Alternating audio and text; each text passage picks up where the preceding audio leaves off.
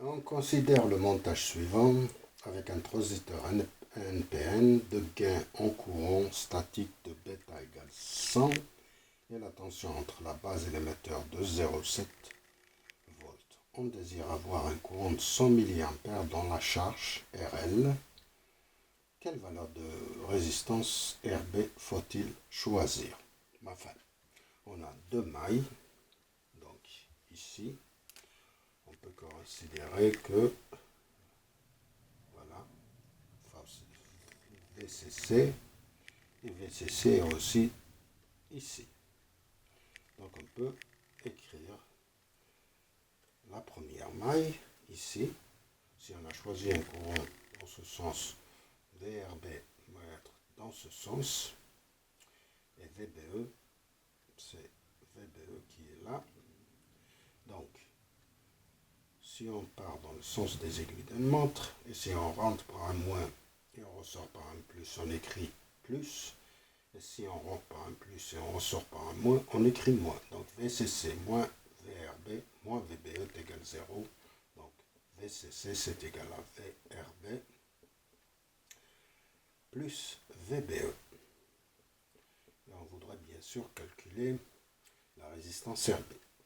VCC c'est égal à la chute de tension ici, c'est égal à RB multiplié par IB plus VBE. Il faut se rappeler que IC c'est égal à bêta IB. Donc on peut remplacer IB par IC sur bêta.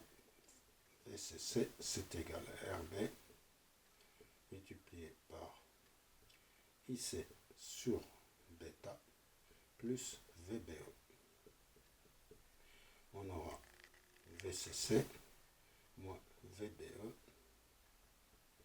c'est égal à RB multiplié par IC sur bêta. Ou bien, on peut écrire que RB IC c'est égal à VCC moins VBE multiplié par bêta. Et RB c'est égal à VCC moins VBE multiplié par bêta sur IC. Donc, on a 12 moins 0,7 multiplié par 100 divisé par le courant qui est 100 mA. On élimine le 100, on réduit 100, donc on aura 12 moins 0,7, 10 à la puissance 3, donc c'est 11,3 kilo ohm. Maintenant, on passe à la deuxième question. On peut écrire pour la première question, petit a, on a RB qui est égal à 11,3 kilo ohm. On désire,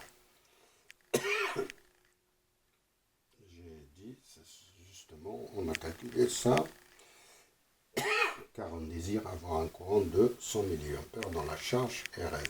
Quelle valeur de résistance RB faut-il choisir? Donc on a calculé ça. La deuxième question, si on fait varier RB, alors IB varie et donc IC varie aussi.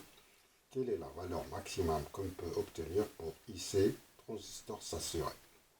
Si on veut que le transistor soit saturé, le courant IC est maximum, c'est quand VCC, quand VCE, c'est égal à 0, donc en état saturé. Donc dans cet état, la deuxième maille, on peut écrire que VCC, c'est égal à RL multiplié par IC plus VCE qui est égal à 0. Donc IC, c'est égal à VCC sur RL. Donc c'est 12 sur 60 et ça, 12 sur 60, ça nous fait 200 mA.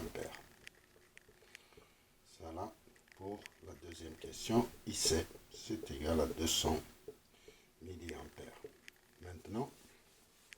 troisième question. Troisième question. Quelle est la valeur minimale de RB pour saturer le transistor? Donc on veut calculer RB qui nous fait saturer le transistor. Alors, on écrit nos équations ici. Si le courant est maximum, ici c'est égal à 200 mA, cela veut dire que IB c'est égal à 200 sur 100, c'est-à-dire 2 mA. Donc, à partir de là, on écrit l'équation VCC dans cette maille, c'est égal à RB IB plus VBE. Donc, RB IB, c'est égal à VCC moins VBE. OK. Et donc, RB, ça doit être égal à VCC moins VBE sur IB. Et donc, c'est 12 moins 0,7 sur IB qui fait 2 milli. 2 milli, 10 moins 3, ou bien 10 à la puissance 3 en numérateur. Donc on aura 11,3 divisé par 2, ça nous donne 5,65 kg. Voilà, la dernière question, RB c'est égal à 5,65 kg. Et c'est tout ce que j'ai à dire et je vous remercie de votre attention.